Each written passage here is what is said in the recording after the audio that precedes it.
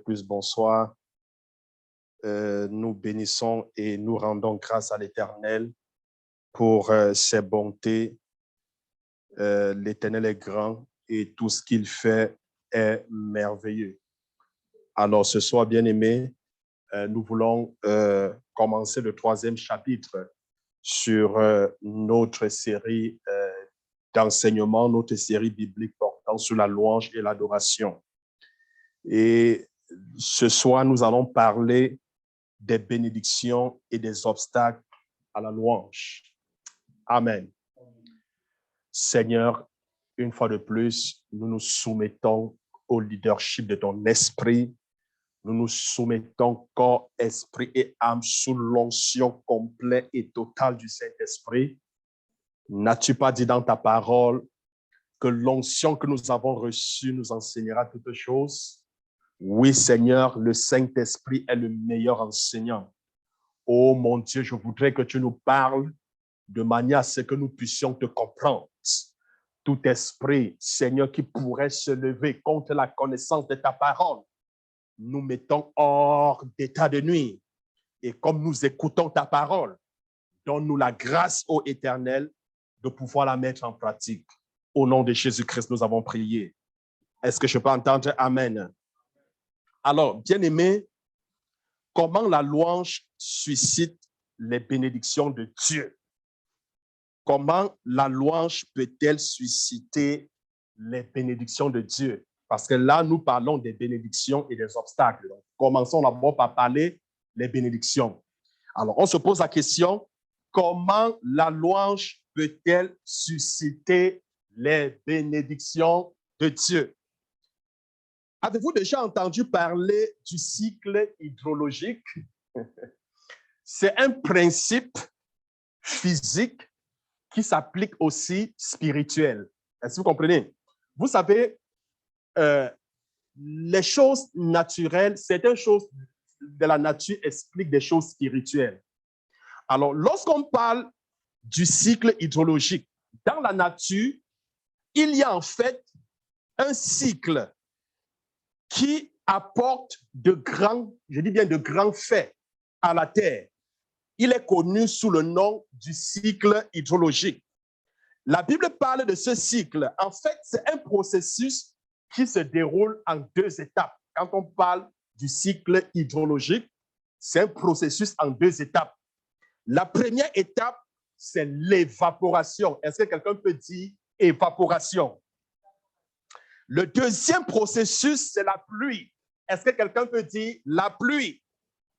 Alors, lorsqu'on parle donc de l'évaporation, l'eau s'évapore des océans et des lacs, et cette vapeur d'eau s'élève dans l'air et forme les nuages. Amen. Voilà le premier processus. Le deuxième, maintenant, c'est la pluie. La vapeur d'eau se condense et forme la pluie qui arrose la terre et la fertilise.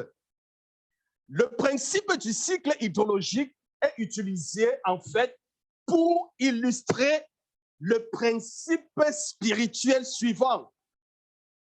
Nos louanges montent aux cieux, c'est-à-dire montent au ciel, pour former une pluie de bénédiction.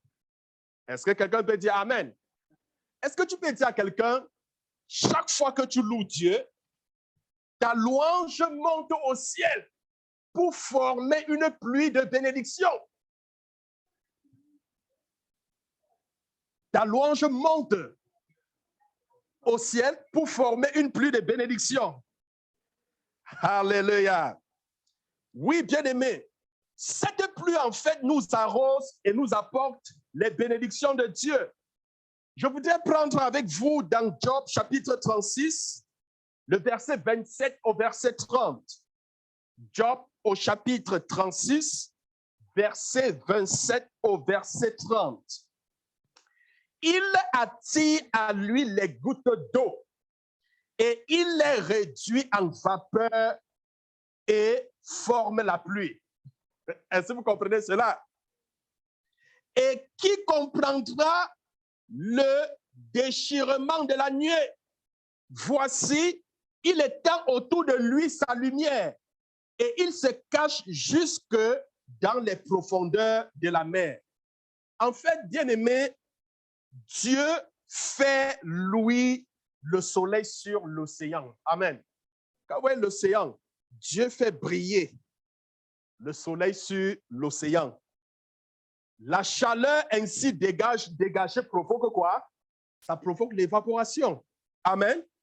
Et cette vapeur d'eau s'élève dans les airs et forme les nuages. Et lorsque cette vapeur d'eau se refroidit, elle produit la pluie. Le verset 28 de Job, au chapitre 36, la Bible dit que les nuages la laissent couler. Les nuages la laissent couler. On parle ici de la pluie. Ils la répandent sur la foule des hommes. Ils la répandent sur la foule des hommes. En fait, je voudrais rapidement qu'on puisse ensemble regarder les vérités spirituelles associées au cycle hydrologique. Amen. Alors, ce procédé naturel illustre une vérité, la vérité spirituelle. Amen. Elle illustre la vérité spirituelle. Alors, la première vérité, c'est quoi? C'est que Dieu fait, lui, ses bénédictions sur les hommes. Amen. Il fait briller ses bénédictions sur les hommes, tout comme le soleil, lui, sur l'océan. Amen. La Bible dit, il fait pleuvoir sur le toit du bon comme sur le toit du méchant. La deuxième vérité, le cœur de l'homme, puisque Dieu fait lui sa bénédiction sur les hommes, tout comme le soleil, lui, sur l'océan. Alors, le cœur de l'homme devrait se réchauffer. Amen. Quand il fait lui, qu'est-ce qui se passe? Le cœur de l'homme devrait se réchauffer à l'égard de Dieu. Est-ce que tu peux dire, le cœur de l'homme devrait se réchauffer à l'égard de Dieu?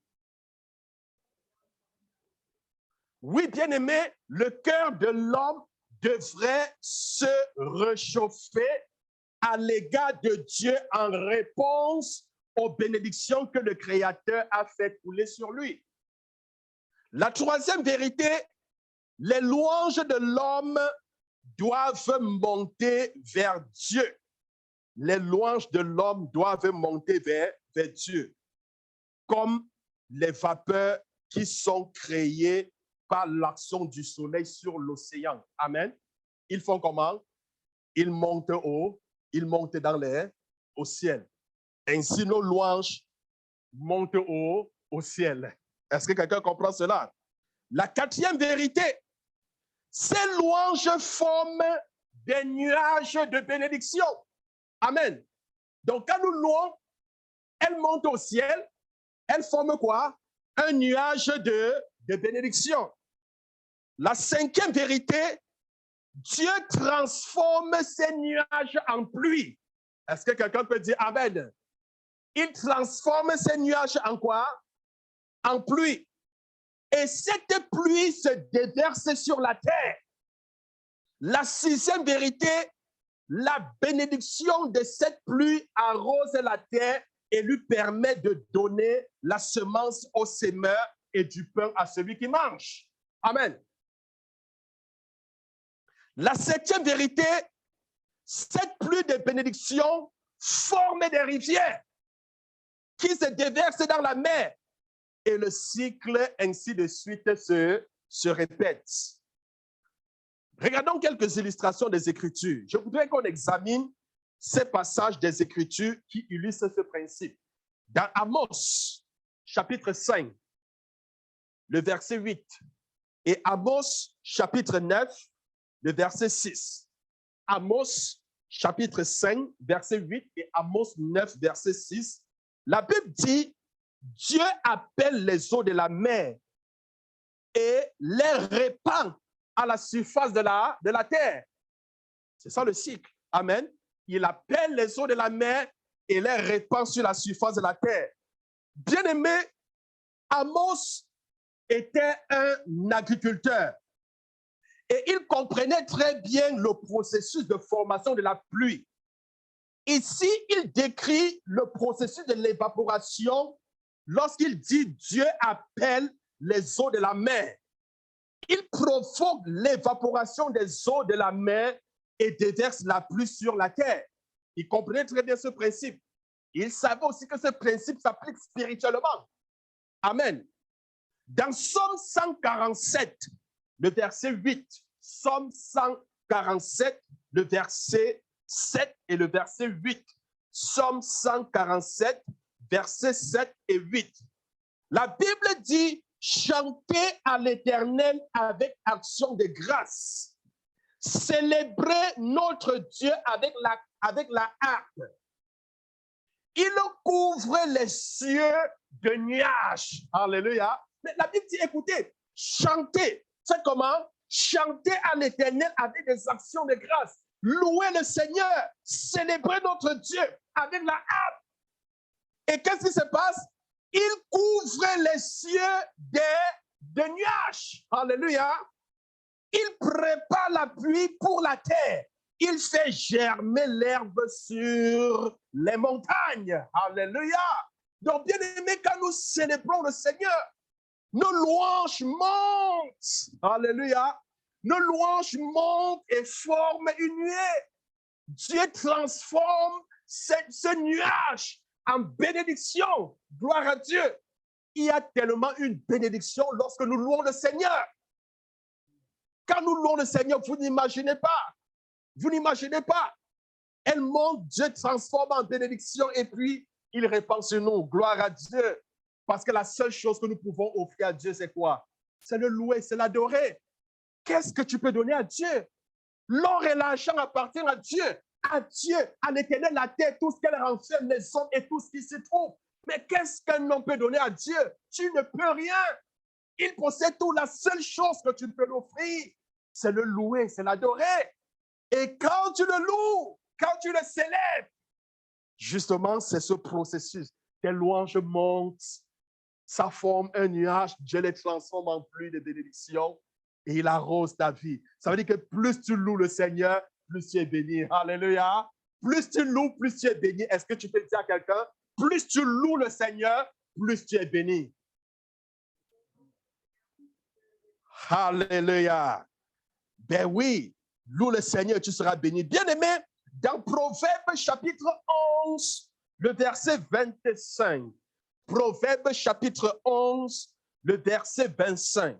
La Bible dit, l'âme bienfaisante sera rassasiée et celui qui arrose sera lui-même arrosé. Bien-aimé, comme nous chantons nos louanges à l'Éternel, il transforme ces louanges en nuages de bénédiction.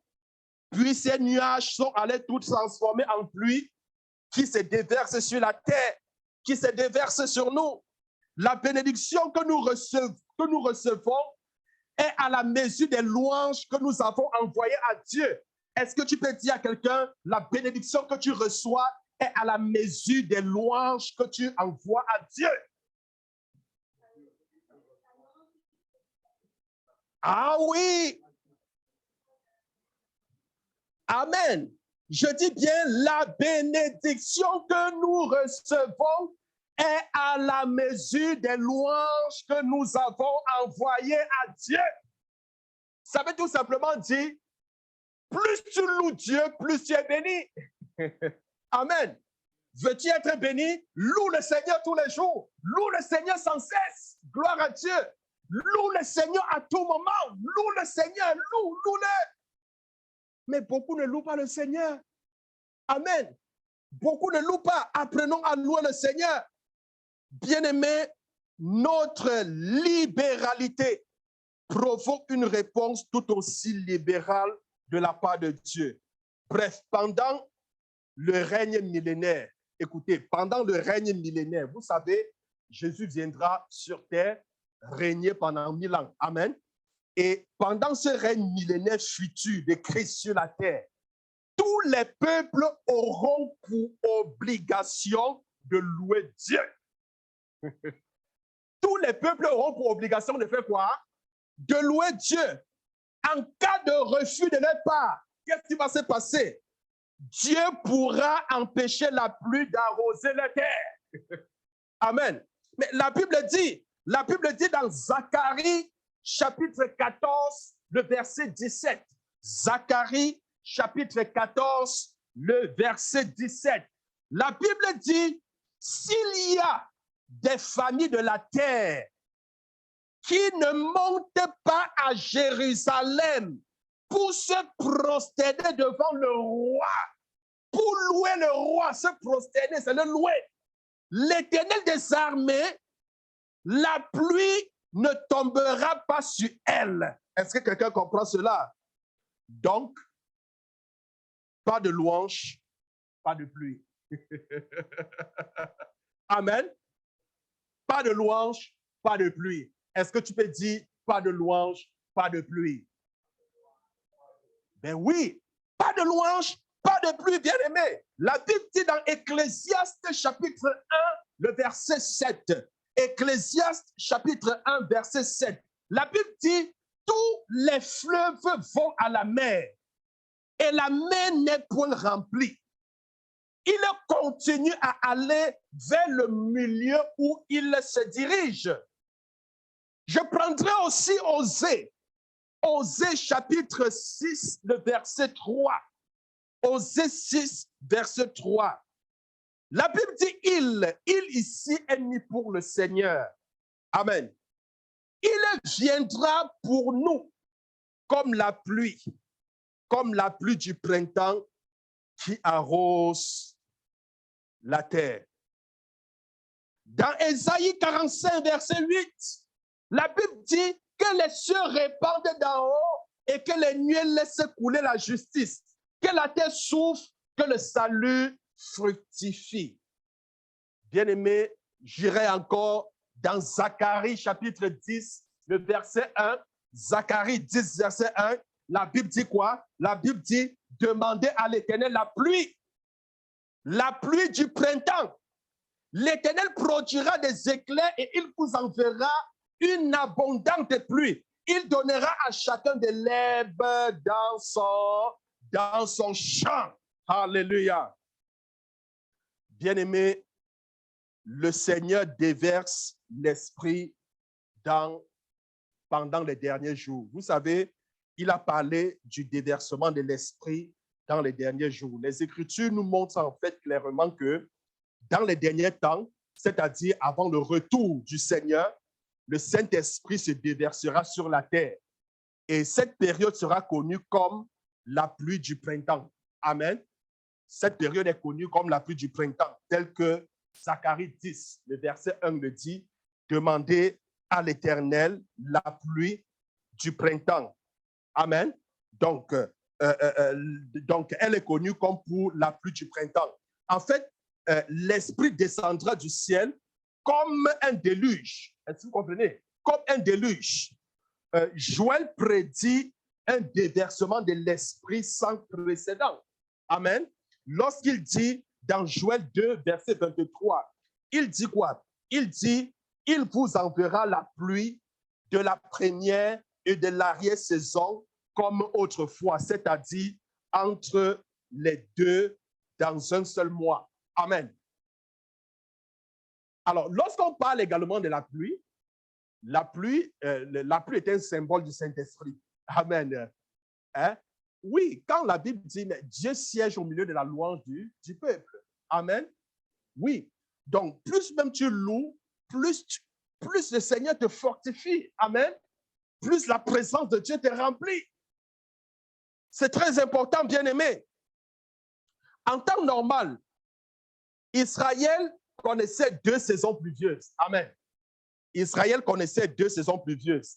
La première survenait tôt dans l'année et elle ramollissait la terre et facilitait l'ensemencement.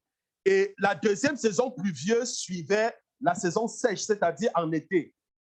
C'était justement à cette période de l'année que l'on célébrait la fête des trompettes. Et cette dernière pluie amenait en fait la maturation des denrées plantées et les préparait, n'est-ce pas, pour la récolte. Alors, ces pluies étaient dénommées pluies de la dernière saison. Est-ce que quelqu'un me comprend? Et pluies de l'arrière-saison. Mais le glorieux déversement de l'Esprit au cours des derniers jours sera comme si, en fait, ces deux pluies survenaient en même temps. Amen. Comme si ces deux pluies survenaient en même temps. Le laboureur céleste, Dieu, attend patiemment cette abondante pluie afin de ramasser finalement la grande récolte. Amen. Alors, qu'est-ce qui provoquera cette pluie abondante? Qu'est-ce qui va provoquer cette pluie? Qu'est-ce qui va faire à ce que Dieu répande son esprit en abondance dans nos vies, dans l'Église? Qu'est-ce qui va provoquer? La louange. Vous avez la réponse. La louange et l'adoration. Et Dieu attend impatiemment de répandre cette abondante pluie pour la moisson. Amen. Et qu'est-ce qui va provoquer cette pluie? Bien-aimé, c'est la louange, l'adoration abondante du peuple de Dieu, s'élevant au ciel comme de grands nuages de vapeur. Alléluia. Et c'est en ce moment qu'il va transformer et il va déverser son esprit. Il va déverser la pluie sur nous. Bien-aimé, l'Éternel suscitera dans les derniers jours un peuple qui le louera abondamment. Amen. Oui, mais quand il dit dans Jean, l'heure est venue et l'heure est déjà là où les vrais adorateurs adoreront le Père en esprit et en vérité. C'est là les adorateurs que le Père recherche. Mais le Seigneur recherche un peuple qui va l'adorer en esprit et en vérité, qui va le louer de tout son cœur. Alléluia. Parce qu'il prépare une pluie abondante. Pas de louange, pas de pluie. Alléluia. Alors Dieu a besoin d'un peuple qui va l'adorer, qui va le louer, qui va le célébrer pour déverser son esprit, sa présence dans l'Église sans mesure. Est-ce que quelqu'un peut dire Amen? Je n'ai pas compris ton Amen, il est trop faible. Amen. Bien-aimé, l'Éternel suscitera dans les derniers jours un peuple qui le louera abondamment. Il se lèvera comme une puissante armée marchant sur la terre. La Bible dit en fait, dans Psaume 149, le verset 6. Psaume 149, verset 6. La Bible dit que les louanges de Dieu soient dans leur bouche. Ah. Que les louanges de Dieu soient dans leur bouche et le glaive à deux tranchants dans leurs mains. Que les louanges de Dieu soient dans leur bouche. Bien-aimé, Dieu veut susciter en cette fin de temps des personnes qui auront la louange à l'Éternel dans leur bouche. Amen. Dieu recherche ces personnes qui vont le louer à tout moment, à temps et à contre-temps. Dieu a besoin afin de répandre sa pluie, afin de répandre son esprit, ses bénédictions. Gloire à Dieu. Bien-aimés, les louanges de ce peuple formeront en fait d'abondantes nuages de bénédictions. Et Dieu condensera ces nuages et enverra la pluie. Oui, une grande pluie de bénédictions jamais connue sur cette terre. Ce déversement amènera à maturité la grande et précieuse récolte finale d'âme. Amen. Oui, il faut que le Saint-Esprit descende. Il faut que Dieu arrose. Il faut. Et souvenez-vous, la Bible dit que quoi? La Bible dit que c'est le Saint-Esprit qui fait comment? Qui convainc quoi? Le monde du jugement, du péché, du jugement et de l'enfer. Amen. Nous devons, Dieu cherche des personnes. Dieu veut préparer la moisson. Dieu veut, mais il est là. Quand vous s'aimez, qu'est-ce qu'il faut faire? Il faut arroser, n'est-ce pas? Mais si l'eau, si vous s'aimez, s'il n'y a pas l'eau, est-ce que la graine que vous avez mise au sol peut germer? Ça ne peut pas. Amen. Ça ne peut pas. Bien-aimés, louons, apprenons à louer, à célébrer le Seigneur. Gloire à Dieu. C'est très important. Et il enverra la pluie. Alors, rapidement, bien-aimés, je voudrais qu'on aborde les obstacles qui s'opposent à la louange. Amen. Les obstacles qui s'opposent à la louange. Même lorsque les hommes sont persuadés que la louange est conforme aux Écritures, et si aux hommes droits, il ne leur est pas facile de commencer à louer Dieu. Beaucoup s'excusent. Beaucoup d'excuses, je vais dire, ont été données à ce sujet. Souvent, il n'est pas évident. Les gens, en fait, souvent s'efforcent d'expliquer pourquoi ils ne peuvent pas louer Dieu. Certains invoquent comme excuse les dispositions ou les tempéraments. Certains disent que, bon, ils ne sont pas disposés. Souvent, certains, ils se plaignent à cause du tempérament. Ils se déclarent. Souvent, certains disent qu'ils sont timides pour louer le Seigneur. Est-ce que vous comprenez? Ou certains disent qu'ils sont peu démonstratifs. Ils disent qu'ils sont peu ouverts. En fait, le fait est que la Bible ne dispense personne de louer Dieu pour ses motifs. Est-ce que vous comprenez? Oui, la Bible n'excuse personne de louer Dieu pour ses motifs. David dit, lorsque nous regardons dans Psaume 150, le verset 6, Psaume 150, le verset 6, Psaume 150, verset 6, que tous ceux qui respirent louent l'Éternel. Tu n'as aucune excuse. Dieu n'a pas besoin de savoir si tu es timide, si peut-être c'est à cause de ton tempérament, si tu es peu démonstratif, si tu es peu ouvert. Non, non, non, non, non, tu n'as pas d'excuse. La Bible dit, tous ceux qui respirent, que tous ceux qui respirent louent l'Éternel. Alors, je te pose la question, est-ce que tu respires? Sauf si tu es mort. Est-ce que tu respires? Si tu respires, alors tu dois. C'est une obligation. Tu dois louer Dieu. C'est un commandement. Ce n'est pas une suggestion. Dieu ne demande pas ton avis. Amen. Tu dois. You must. It is a must. Tu dois louer le Seigneur. Est-ce que quelqu'un me comprend? Si vous respirez, c'est que vous êtes vivant. Amen. Et vous avez pour obligation de louer Dieu. Oui. Vous avez pour obligation de louer Dieu. Bien-aimé, il y a plusieurs obstacles précis qui empêchent les hommes de louer Dieu. Dieu veut que nous renversions ces obstacles.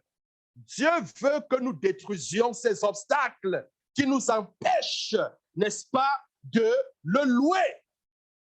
Ces obstacles, nous devons les renverser et nous devons, n'est-ce pas, donner la gloire à Dieu. Dieu n'acceptera, je dis bien, aucune excuse à ce sujet. Aucune excuse. Tu as pour obligation de louer Dieu. Louer Dieu. Il y a certains à la maison, ils ne louent pas Dieu. Même à l'église, ils ne louent pas Dieu. Amen. Ils ne louent jamais Dieu. Tu as pour obligation de louer Dieu. C'est un commandement. Amen. Alors, le premier obstacle, c'est le péché. Le péché. Est-ce que quelqu'un peut dire le péché? Le péché, bien-aimé, est le premier obstacle à la louange. C'est la raison principale pour laquelle les inconvertis ne rendent pas gloire à Dieu. Le péché est la raison pour laquelle les non-croyants, ceux qui ne sont pas convertis, ils ne rendent pas gloire à Dieu. C'est à cause du péché. Est-ce que quelqu'un me comprend? C'est aussi l'une des raisons pour lesquelles certains chrétiens ne le font pas non plus. C'est l'une des raisons pour lesquelles certains chrétiens ne le font non plus, ne le font pas. Les péchés non confessés, je dis bien, les péchés non confessés nous paralysent dans la présence de Dieu. Est-ce que tu peux dire, les péchés non confessés nous paralysent dans la présence de Dieu? Est-ce que quelqu'un comprend cela? Les péchés non confessés font comment? Ça nous paralyse dans la présence de Dieu. Tu viens dans la présence de Dieu, tu ne confesses pas tes péchés. Et ça te paralyse. Tu ne parviens pas à louer le Seigneur. Tu n'es pas libre. Amen. Tu es comme attaché, tu es comme lié. Est-ce que quelqu'un me comprend? Bien-aimés, les péchés non confessés nous paralysent dans la présence de Dieu. Si nous sommes conscients de péchés non pardonnés dans notre vie, nous ne sommes pas à l'aise dans la présence de Dieu. C'est vrai. Quand tu es dans la présence de Dieu, tu te rends compte qu'il y a un péché que tu n'as pas confessé. Tu n'es pas à l'aise dans la présence de Dieu. Parce que tu sais qu'il y a un péché que tu n'as pas confessé. Tu n'es pas à l'aise. Et du coup, à cause du fait que tu n'as pas confessé ce péché, ça te paralyse, ça t'empêche de louer Dieu. Parce que tu te sens, tu sens que non, j'ai péché contre Dieu. Tu te sens comme coupable. Est-ce que vous comprenez? Ça te paralyse, ça ferme ta bouche. David a dit, si j'avais conçu l'iniquité dans mon cœur, en fait, il dit, si je sais que j'ai des péchés non pardonnés dans ma vie, c'est ce qu'il est en train de dire, d'accord? Il dit, le Seigneur ne m'aurait pas exaucé. Ça, c'est dans le Psaume 66, le verset 18. Psaume chapitre 66, le verset 18. Qu'est-ce que David dit? Si j'avais conçu l'iniquité dans mon cœur, si j'avais fait quoi? Conçu l'iniquité dans mon cœur, c'est-à-dire, il est en train de dire que, en d'autres mots, d'accord? Il est en train de dire que si je sais que j'ai des péchés non pardonnés dans ma vie, c'est ce que ça veut dire, d'accord? Le Seigneur ne m'aurait pas exaucé. Bien-aimé, le péché et l'iniquité nous séparent de Dieu. La Bible dit dans Ésaïe 59, à partir du verset 1 au verset 2, Ésaïe 59, verset 1 au verset 2, non, la main de l'Éternel n'est pas courte pour sauver, ni son oreille trop dure pour entendre. Ce sont nos péchés qui mettent une séparation entre Dieu et nous. Ce sont nos péchés qui nous cachent de sa face et l'empêchent d'agir. Bien-aimés,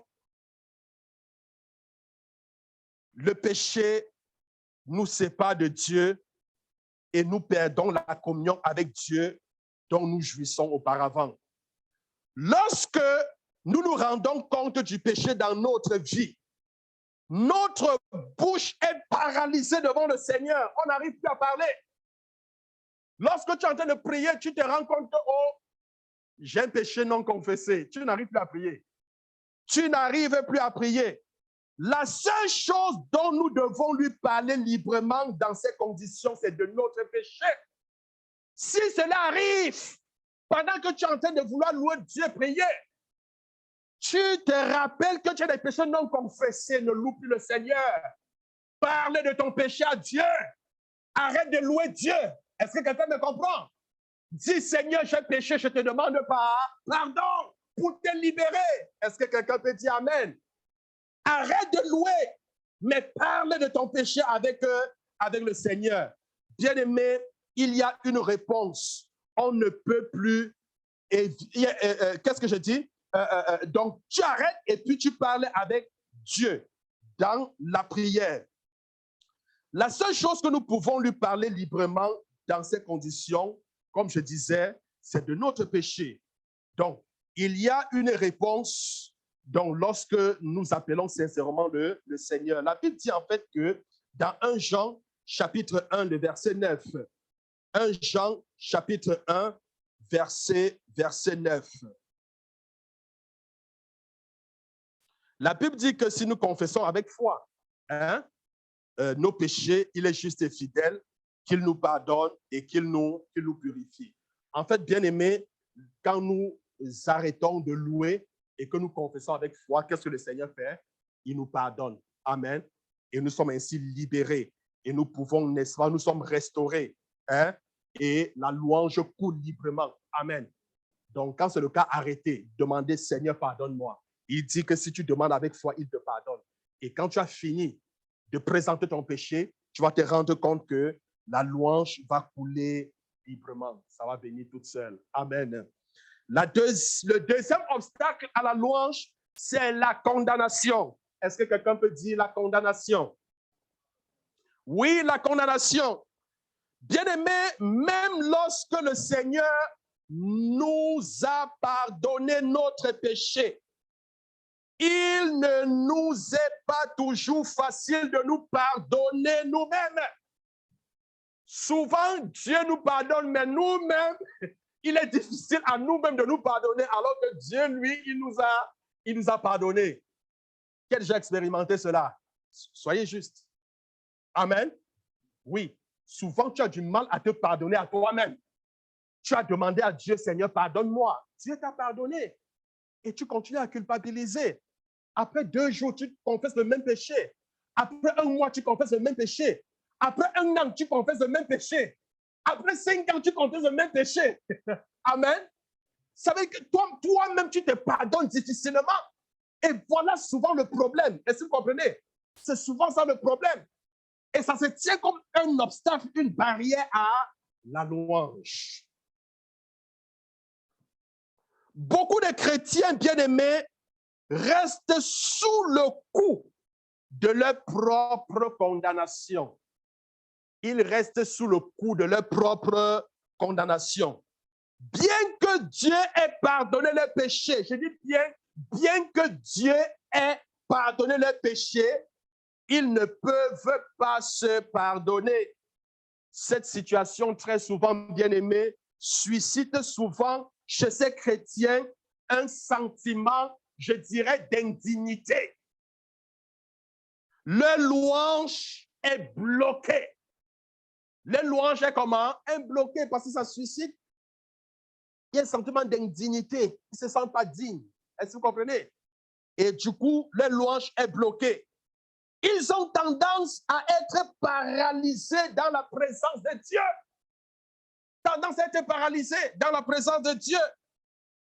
Le sens de la présence de Dieu tend à augmenter le sentiment de leur indignité. Ils ne se sentent pas assurés dans la miséricorde et la grâce que Dieu a exercée à leur égard. Bien-aimés, tout ce que je vais dire, c'est que cette attitude vient souvent du fait que ces chrétiens sont plus conscients de leur propre personne qu'ils ne le sont de Dieu. Est-ce que vous comprenez? Ils sont plus conscients de leur propre personne qu'ils ne le sont de Dieu. Si nous fouillons constamment nos cœurs, je dis bien ceci, si nous fouillons constamment nos cœurs avec une attitude négative, cherchant les moindres fautes et les moindres faiblesses, nous les trouverons certainement. Est-ce que quelqu'un me comprend? Parce qu'il y a des chrétiens qui s'exercent tous les jours à fouiller constamment les cœurs avec des attitudes comment? Négatives, des attitudes négatives. Ils cherchent les moindres fautes, les moindres faiblesses. Laissez-moi vous dire, vous allez certainement les trouver. Pourquoi? Parce que nul n'est parfait. Est-ce que vous comprenez? Nul n'est comment? Nul n'est parfait. Si quelqu'un vous dit qu'il est parfait, il est un menteur. Amen. Si quelqu'un vous dit qu'il n'a pas de péché, que même la vie en Christ, c'est-à-dire, on enseigne souvent quoi? Il y a souvent certains enseignements qui disent que bon, quand tu es un chrétien, tu ne dois plus pécher. On encourage donc les gens à pécher, mais c'est faux. Amen. Parce que cet enseignement s'oppose à cette vérité qui dit que quoi? Que si un homme dit qu'il n'a pas de péché en lui, il fait de Dieu quoi? Un menteur. Et la vérité n'est pas en lui. La Bible dit tous ont péché et sont privés de quoi? De la gloire de Dieu. Personne ne peut dire qu'il est parfait, bien-aimé. Nul n'est parfait. Nul n'est parfait.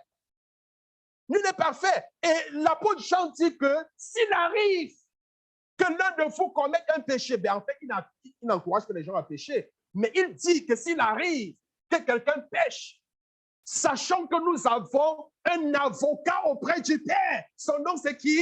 C'est Jésus. Pourquoi nous pensons que Dieu, mais souvent ces gens ont cette image que Dieu, c'est cet homme, quelqu'un qui cherche toujours des petits trucs qui ne marchent pas dans nos vies pour nous punir. Pour nous punir. Mais non. Mais non. Gloire à Dieu. La condamnation. Est-ce que quelqu'un peut dire la condamnation? Bien-aimé, nul n'est parfait. Cette inspection intérieure, je dis bien cette inspection, comme des gens ont l'habitude d'inspecter, de regarder une attitude négative, qui cherchent ce qui ne va pas, ils vont certainement trouver. Alors, cette inspection intérieure, hyper critique et malsaine, parce que je dirais, c'est de l'hypercritique, elle est malsaine, elle n'est pas bonne. Elle centre l'attention sur le soi au lieu de la fixer sur Jésus. Est-ce que vous comprenez? Quand vous inspectez, vous avez, comme je le disais, cette attitude, c'est-à-dire négative, et cette attitude négative qui consiste à regarder toujours les moindres défauts. Est-ce que vous comprenez? Ce n'est pas bon. Fixez plutôt les regards sur Jésus. Amen. Parce que personne n'est parfait. Est-ce que vous comprenez? Personne n'est parfait. Le Seigneur lui-même connaît.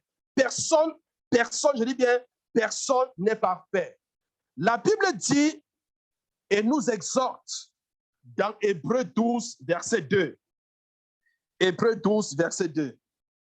Alors, je dis ceci, il faut centrer l'attention il faut fixer l'attention sur Jésus au lieu de fixer sur soi. Hébreux 12, verset 2. La Bible dit, les regards sur Jésus, qui est le chef et le consommateur de la foi. La Bible nous demande en fait de fixer nos regards sur Jésus, parce que Jésus est l'auteur et il est le consommateur de notre foi. Lorsque nous appliquons cette exhortation, deux choses se produisent. Premièrement, notre attention est détournée de notre soi et se centre sur Jésus. Amen. Parce que si tu es en train de louer Dieu et que ton attention est portée sur toi, pendant que tu es en train de louer Dieu, ton attention, pendant que tu es dans la prière, ton attention est portée sur toi, sur tes moindres défauts. Tu seras paralysé. Tu ne seras pas porté à admettre, parce que quand l'attention est fixée sur Jésus, mais tu vois la grandeur de Dieu, tu contemples les merveilles de Dieu, et c'est comme ça que ta bouche commence à louer le Seigneur. Mais quand tu es fixé sur toi, mais écoute, ça te paralyse. Sur tes défauts, ça te paralyse. Il y a des gens comme ça, quand ils commencent la prière, ils veulent commencer, ils commencent à dire, oh, vraiment, moi, si je suis comme ça, je suis pas une bonne personne, j'ai tel défaut. Est-ce que vous comprenez? Et tu te paralyses dans la présence de Dieu. Fixe plutôt les regards sur Dieu. Ne pense pas à toi.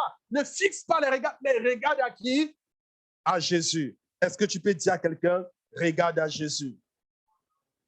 Dis, regarde à Jésus. Bien-aimé, notre attention doit être détournée de notre soi et se centrer sur Jésus. La deuxième chose qui se produit, plus nous regardons à Jésus, plus nous pensons à lui. Amen. Et plus nous méditons à son sujet, plus nous désirons le louer. Amen. Plus nous désirons le louer, c'est simple. Plus nous regardons à Jésus, est-ce que tu te dis, plus nous regardons à Jésus, répète après moi, plus nous regardons à Jésus, plus nous pensons à lui, plus nous méditons à son sujet, plus nous désirons le louer. Amen. Bien-aimé, c'est ainsi que commence la louange. Amen. En regardant à Jésus. En regardant à Jésus.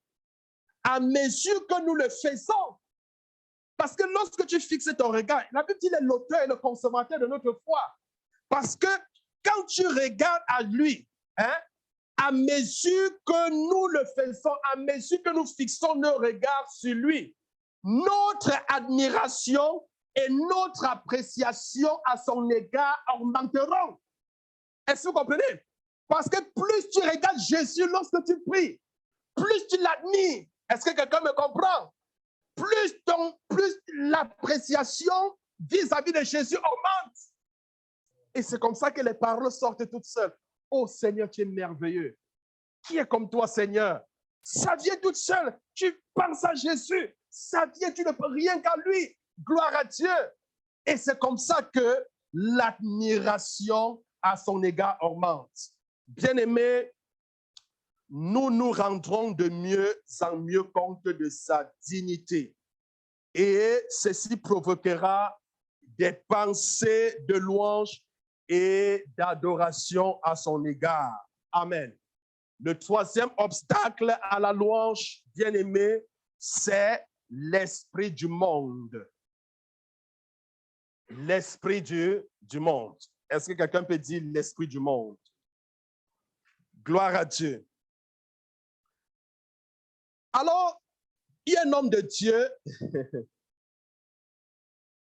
qui a défini l'esprit du monde comme suit. Il dit, il dit l'esprit du monde, c'est quoi? Il dit l'esprit, en fait, c'est Oliver Cromwell. D'accord? Alors, Oliver Cromwell définit l'esprit du monde comme tout ce qui refroidit mon affection pour Jésus-Christ. L'esprit du monde, c'est quoi? Tout ce qui refroidit mon affection pour Jésus. C'est l'esprit du monde. Tout ce qui vient refroidir mon affection pour Jésus est l'esprit du monde. L'esprit du monde est l'opposé de la spiritualité. C'est l'opposé de quoi? De la spiritualité. C'est la condition qui règne. Je dis bien, c'est la condition qui règne. Lorsque nos cœurs et nos pensées sont centrés sur les choses de ce monde au lieu d'être fixés sur Dieu et sur son royaume. Est-ce que quelqu'un me comprend? Je dis bien, l'esprit du monde, c'est la condition qui règne. Lorsque nos cœurs et nos pensées sont centrés sur les choses de ce monde, au lieu d'être fixés sur Dieu et sur son royaume. Bien-aimés, les gens qui ont l'esprit du monde trouvent extrêmement embarrassant de louer Dieu. Ils trouvent extrêmement comment? Embarrassant de louer Dieu. Cette activité pour eux est une insulte. Est-ce que vous comprenez? C'est une insulte.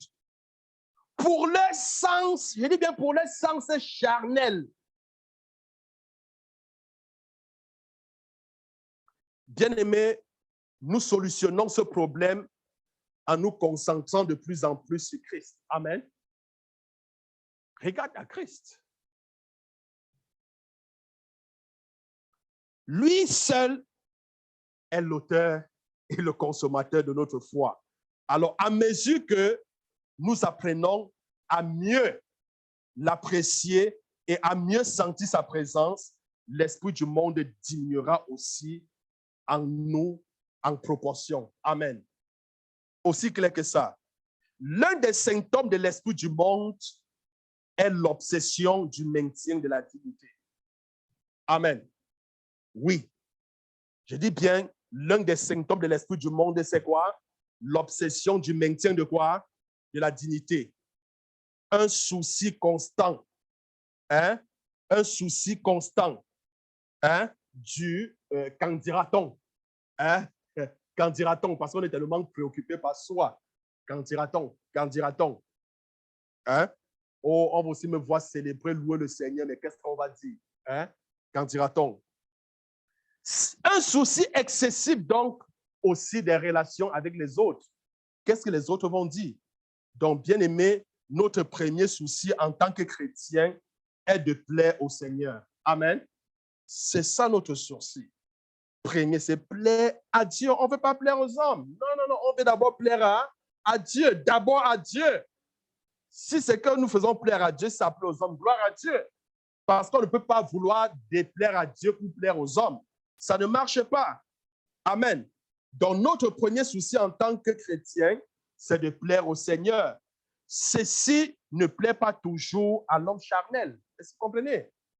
Parce que tout ce que tu cherches à faire pour plaire à Dieu ne plaît toujours pas à l'homme charnel. Alors, si nous nous soucions trop de plaire aux hommes et de mériter leur approbation, nous risquerons de déplaire à Dieu. Amen. Nous risquerons de déplaire à Dieu. Alors, bien aimé, on va s'arrêter ici pour ce soir. Et la prochaine fois, on va continuer toujours avec les obstacles à la louange. Amen. Gloire à Dieu. Alors, bien aimé, je voudrais que lorsque tu rentres chez toi, que tu loues le Seigneur. Amen. Loue le Seigneur parce qu'il est beau de louer le Seigneur. Tu as plusieurs raisons de louer le Seigneur. C'est une obligation pour toi de louer le Seigneur. Bien-aimé, que le Seigneur vous bénisse, que le Seigneur vous garde, que le Seigneur mette ses louanges dans vos lèvres, dans vos bouches. Oui, que vous puissiez le louer à tout moment. Que le Seigneur nous accorde la grâce de fixer nos regards sur lui et non sur soi. Que tous les obstacles qui nous empêchent de louer le Seigneur soient ôtés au nom de Jésus. Et comme nous louons le Seigneur, oui, nous avons parlé du cycle hydrologique. Nos louanges montent au ciel. Ah, bien-aimé, je prie que chaque fois que tu vas louer le Seigneur, oui, que le Seigneur fait briller en toi, n'est-ce pas, sa lumière, son esprit, qu'il réchauffe ton cœur afin que tu le loues à tout moment.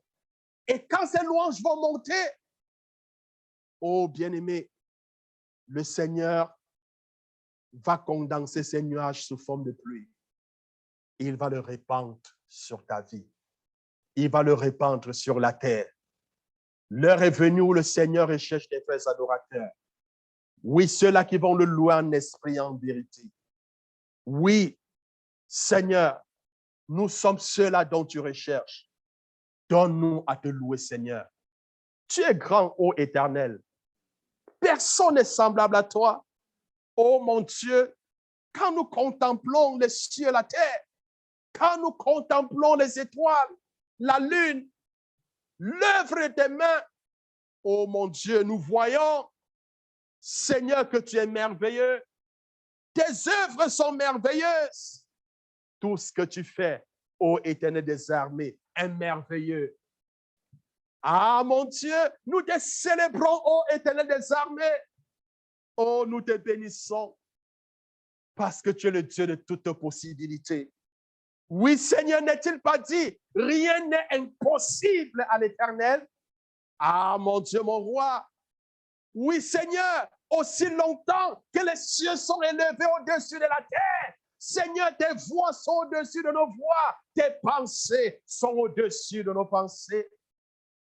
Seigneur, là où la science de l'homme s'arrête, là où l'effort humain s'arrête, oh Seigneur, c'est là où toi tu commences.